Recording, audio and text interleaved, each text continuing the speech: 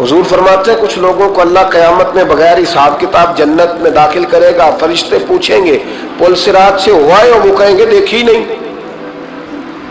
میزان عمل تلوائے؟ وہ کہیں گے دیکھا ہی نہیں۔ کیسے آ گئے؟ تو کہیں گے خدا کے فضل سے آ گئے۔ فرشتے پوچھیں گے تمہارا عمل کیا تھا؟ وہ کہیں گے کچھ بھی نہیں، عام لوگوں کی طرح نماز پڑھتے تھے، روزہ رکھتے تھے، حج فرض ہوا تو کیا، زکوٰۃ اگر ہمارے اوپر لاگو ہوئی تو دی، عام روٹین کے معاملات۔ تو فرمایا اتنی بڑی فضیلت کے بغیر حساب کتاب جنت، کوئی تو وجہ ہوگی۔ تو بندے عرض کریں گے وجہ ایک ہی تھی کہ رب جو ہمارے حق میں فیصلہ کرتا تھا ہم اس پر راضی ہو جایا کرتے۔ علامہ اقبال نے ایک بات لکھی ہے، اقبال کہتے ہیں جب میں لندن میں وکالت کرتا تھا تو ایک خاتون تھی، لیڈی بارنس اس کا نام تھا، چھوٹے موٹے مقدمات لے کے وہ میرے پاس آتی تھی۔ بی بی ایک ہوٹل چلایا کرتی تھی، اس کا خامن جو تھا وہ فوج میں ملازم تھا۔ اقبال نے خود لکھا ہے، اقبال فرماتے ہیں کہ ایک دن وہ خاتون پھر کسی کیس کے سلسلے میں میرے پاس آئی، تو جب وہ آئی تو اس نے نقاب اوڑھا ہوا تھا، برقع کیا ہوا تھا۔ تو چونکہ اس نے نقاب اوڑھا تھا مسلمانوں کی نشانی تھی، نقاب اوڑھنا کن کی نشانی ہے؟ اللہ آپ کو خوش رکھے۔ تو کہتے وہ نشانی چونکہ اہل اسلام کی تھی تو مجھے تجسس ہوا۔ میں نے کہا لیڈی خیریت ہے؟ میم صاحبہ یہ برقع پہنا ہوا ہے؟ تو کہنے لگی ہنس کے اقبال مجھے پکا یقین تھا کہ آپ ضرور پوچھیں گے۔ تو میں نے کہا اچھا تو یہ برقع؟ تو کہنے لگی الحمدللہ میں مسلمان ہو گئی۔ تو میں نے فوراً کہا کہ آپ کا شوہر تو فوج میں ملازم ہے، فوجی کے لیے بدلنا اور پھر ملکی قانون اور یہ چیزیں۔ تو کہنے لگی اس نے مجھے کیا کہنا تھا، وہ خود کلمہ پڑھ گیا۔ تو کہتی ہے میں اور متجسس ہوا، وہ کیس کی بات کرتی تو میرا تجسس بڑھ گیا۔ میں نے کہا تو کیس چھوڑ کے بتا کلمہ کیسے پڑھا؟ تو کہنے لگی اقبال اصل بات یہ ہے کہ میں نا بے اولاد تھی، خاوند بھی بڑے اچھے پیسے کماتا، میں خود بھی ہوٹل چلاتی، پر ڈپریشن اور ٹینشن اور بلا وجہ کی پریشانیاں جان نہیں چھوڑ۔ یہ ٹینشن اور ڈپریشن کا نا مجھے عربی ترجمہ کوئی نہیں ملا۔ یہ ڈپریشن اور ٹینشن کا نا میں نے تلاش کیا ہے، لیکن مجھے عربی لغت کے اندر ان کے معنی مجھے لگتا ہے کہ اس زمانے میں یہ چیزیں تھی ہی نہیں، ہوتی تو ان کا کوئی نام بھی، یہ آج ہے نا تو اس لیے آج کے زمانے میں ہی نام ہے مفت کا، مفت کی پریشانی۔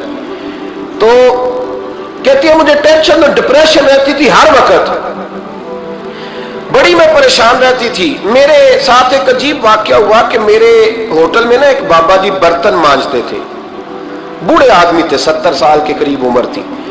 ان کا ایک بیٹا تھا، ایک بہو تھی، ایک پوتا تھا، لیکن وہ بیچارے بیٹا بیمار رہتا تھا تو لہٰذا وہ خود مزدوری کرتے۔ کہتے ہیں ایک دن وہ بابا جی میرے پاس آئے، کہنے لگے میم صاحبہ 2-4 دن کی چھٹی چاہیے۔ تو میں نے کہا خیریت ہے؟ کہنے لگے میڈم میرا بیٹا فوت ہو گیا۔ بیٹا، اب وہ پتہ ہے باپ کا جنازہ پڑھنا آسان ہے، بیٹے کا جنازہ اٹھانا بڑا مشکل کام۔ کہتی ہے میں کچھ لکھ رہی تھی، میرے ہاتھ سے قلم گر گیا، میں نے خود گاڑی بھیجی، بابا جی گاؤں چلے گئے جہاں وہ رہتے تھے۔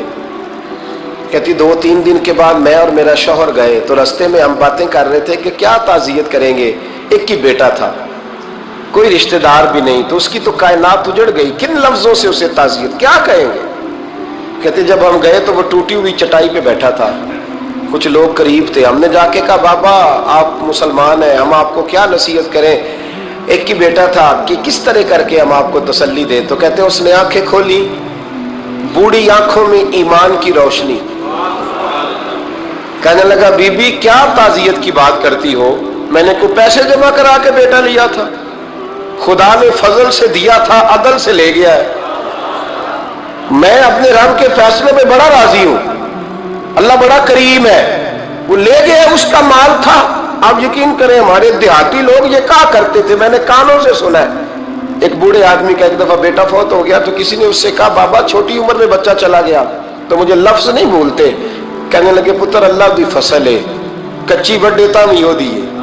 سنے آپ نے بھی کبھی یہ فکرہ، کچی بڈے تے پکی لے گئے تے تاوی ہے جو ہو دی، تو جب اس کا جی چاہا وہ لے گیا۔ اللہ اکبر۔ وہ خاتون کہتی ہے کہ وہ بابا جی سے میں نے کہا کہ چلو آپ 1 مہینے کی چھٹی کر لے، تو کہنے لگا نہیں میڈم میں مسلمان ہوں، مفت کی روٹی نہیں کھاتا، مزدوری کر کے کھاتا ہوں، میں انشاءاللہ 2-3 دن کے بعد کام پہ آ جاؤں گا۔ कहते हैं वो चंद दिनों के बाद आ गया। अल्लाह की कुदरत के अभी 2-3 माह गुजरे थे, फिर आया। मैडम छुट्टी चाहिए कुछ दिनों की। मैंने कहा खैरियत है? कहने लगे वो मेरी बहू भी हार्ट अटैक से फौत हो गई। कहते अब मैं भी तड़प गई और ईसाई हो के मेरी आंखों में आंसू आ गए। मैंने कहा घर का दरवाजा बंद हो गया, अब ये बेचारा क्या करेगा। वो अपने शौहर के गम में हार्ट अटैक से फौत हो गई। कहते हम फिर 2-3 दिन के बाद ताज़ियत के लिए गए, फिर टूटी हुई चटाई, बूढ़ा ना अपनी उंगलियों से जमीन पर कुछ बना रहा।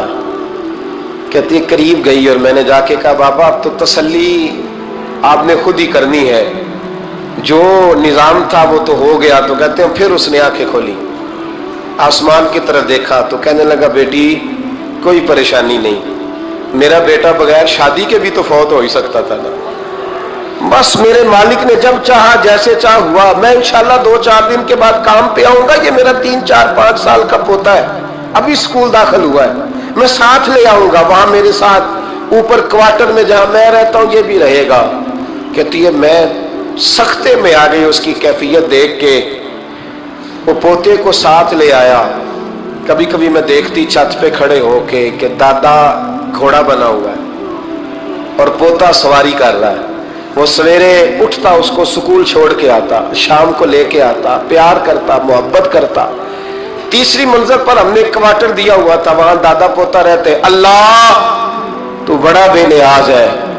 कहती है इकबाल एक दिन ना पोता ऊपर वाली मंजिल पे खेल रहा था, उसका पैर फिसला, वो गर्दन के बल जमीन पे गिरा। मुझे खबर हुई तो मैं दौड़ी, एम्बुलेंस मंगाई। खून से लिथड़े हुए उस बच्चे को दादे ने अपनी गोद में रखा।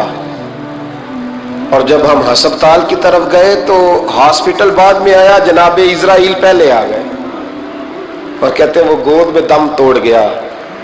फिर दादे ने उसे अपने हाथों से गुस्ल दिया, फिर उसने अपने बूढ़े हाथों से कब्र खोदी और फिर मिट्टी डाल के कहने लगा इन्ना लिल्लाहि व इन्ना इलैहि राजिऊन। जे सोना ही मेरे दुख विच राजी, जे सोना ही मेरे दुख विच राजी। फिर सुख नु चुल्ले डावा। कहते वो मिट्टी डाली उसने और जब वो वापस पलटा तो मैं बाजू से थाम के होटल करीब लाई और मैंने उसके करीब कहा कि बाबा तू टूट गया है, तू बिखर गया है। मुझे महसूस होता है कि अब ना तेरी रातें और तेरी सुबह और तेरी शामें गमों में गुजरेंगी। तो कहते यूं उसने हाथ रखे और यूं आंसू छटक दिए।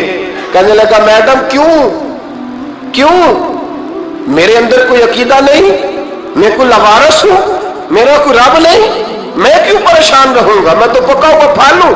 थोड़े दिन गुजरेंगे कब्र में जाऊंगा और जब जन्नत में जाऊंगा तो अल्लाह मेरी बेटे से भी मुलाकात कराएगा, मेरे पोते से भी मुलाकात कराएगा, मेरा रब सारी मुलाकातें करा देगा। मैं अपने अल्लाह की रजा पे बड़ा राजी हूं। वो खातून कहती है मेरा और मेरे शौहर का कलेजा फटने लगा। मैंने कहा बाबा ये जज्बा कहां से मिलता है, ये सुकून कहां से आता है, ये कैफियत कैसे मिलती है। मुझे कहने लगा तूने लेनी है। मैंने कहा तो कहने लगा तू भी गुंबद खजरा वाले नबी का कलमा पढ़ जा, तू भी रसूलुल्लाह का कलमा पढ़ जा।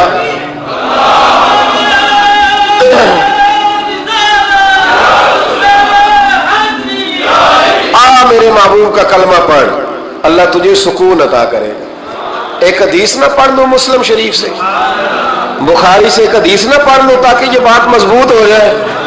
हजरत अबू तलहा रदी अल्लाह ताला, बेटा शदीद बीमार है, मजदूर आदमी थे, कई दिनों से घर थे। बीवी कहने लगी अगर आप घर में बैठे रहेंगे तो खाएंगे कहां से, जाओ आप मजदूरी करो, मैं बेटे को देखती हूं। अबू तलहा मजदूरी करने चले गए। शाम को आए तो बेटा फौत हो चुका था। औरतें बेहौसला होती है ना अक्सर, पर बीवी ने सफेद कपड़ा डाल के कमरे में रख दिया। बेटा, माँ और बेटा को नाप तकता है रिश्ता। बेटे में सफेद चादर डाल के कमरे में रख दिया। हजरत अबू तलहा अंसारी आए, बेटे का क्या हाल है? कहने लगी अल्लाह की रहमत में है। अल्लाह की, कैसा जुमला है, अल्लाह की रहमत में है। खामद ने खाना खाया, बीवी से मिलने को दिल किया तो मुलाकात हुई। फारिग होके बैठे, تو خاتون اٹھ کے نا خاوند کے قریب گئی، اس کا ہاتھ تھاما، کہنے لگی نبی کریم علیہ السلام کے صحابی ہو، ایک مسئلہ دریافت کرنا تھا، بتاؤ گے؟ کہ پوچھو۔ کہنے لگی اگر کوئی آپ کے پاس امانت رکھوائے اور پھر اپنی امانت واپس مانگے تو کیا کرو گے؟ حضرت ابو طلحہ کہنے لگے پوچھنے والی کیا بات ہے، جس کی امانت ہے واپس کر دیں گے۔ اب زوجہ روئی، اب صبر والی بی بی روئی، اب ماں روئی، آنسو ٹپکے، آنچل سے پوچھ کے کہنے لگی ابو طلحہ وہ بیٹا بھی اللہ کی امانت تھا اور رب اپنی امانت لے گیا ہے، اٹھو غسل کفن کا بندوبست کرو۔